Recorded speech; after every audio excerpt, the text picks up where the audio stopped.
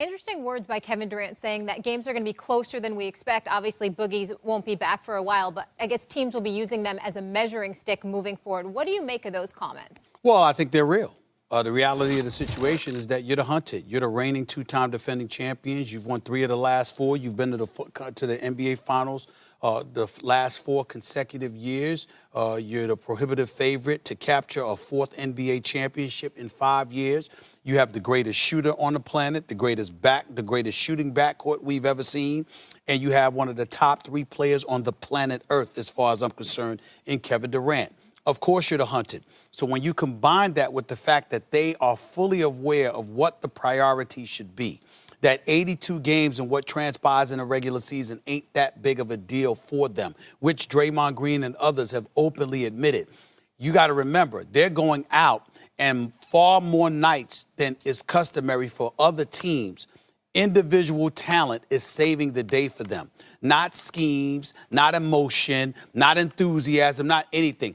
Just a love for the game of basketball, and on a particular night, somebody's got it going on, and this night, somebody else has got it going. Why? Because what matters to them is April, May, and June. Going through these 82 games, it's a walk in the park for them. It's tough for them to prioritize and to take it seriously because they know in their sleep they're going to win 50 games and they'll be in the playoffs. So it's just a matter of whether they're going to win 60 or 70 games, and they're going to be interested enough to do it. That opens the floodgates for teams of a lesser talent to come at them and knock them off on some nights because it's the regular season and there's no urgency.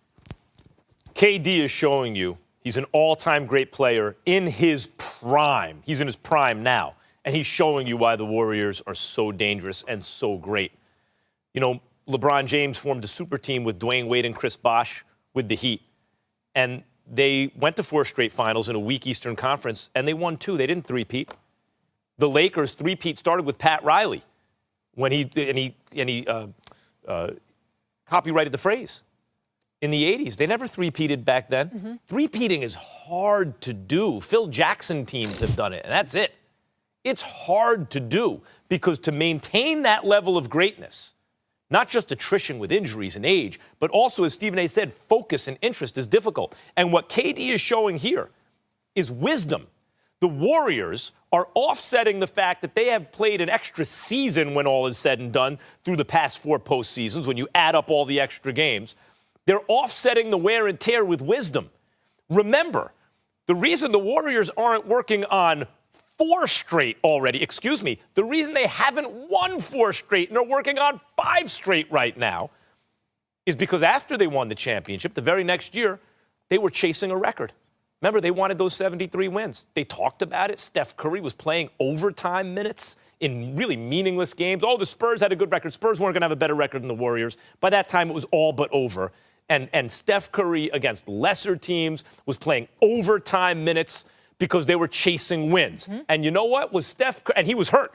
Was Steph Curry 100% in the finals? No. Was he as healthy as he may have been in the finals? No. They learned from that. They not only got Kevin Durant, but they became a wiser team. And Kevin Durant's comments point out just how dangerous they are right now. Well, listen, they're dangerous because we know that they're going to be there when it really, really counts. But understand that the Houston Rockets really exposed them to this degree.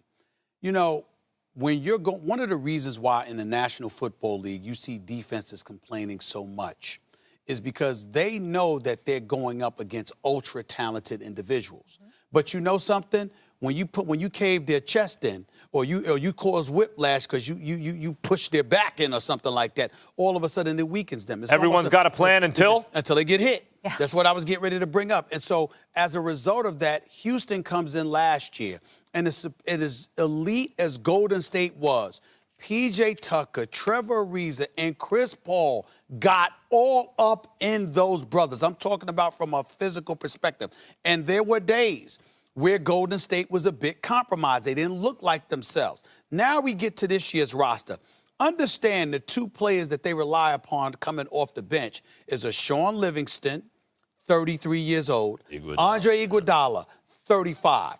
What that says to me, again, you're older, you may be more vulnerable, and that I'm going to be real interested to see. And remember I said this name. It sounds like nothing. if this kid, 25 years old out of Duke, Quinn Cook, can come off the bench. I like this kid. No I doubt really about like it. If Quinn Cook can come off the bench and give you quality minutes during the regular season, showing that he's able to spell not just for Steph Curry, not just for Klay Thompson, but also Sean Livingston. That's going to help trade-off for Golden State KD immensely. The trade-off for KD was depth. That was the trade-off. So right. Cook's got to step up. Yeah.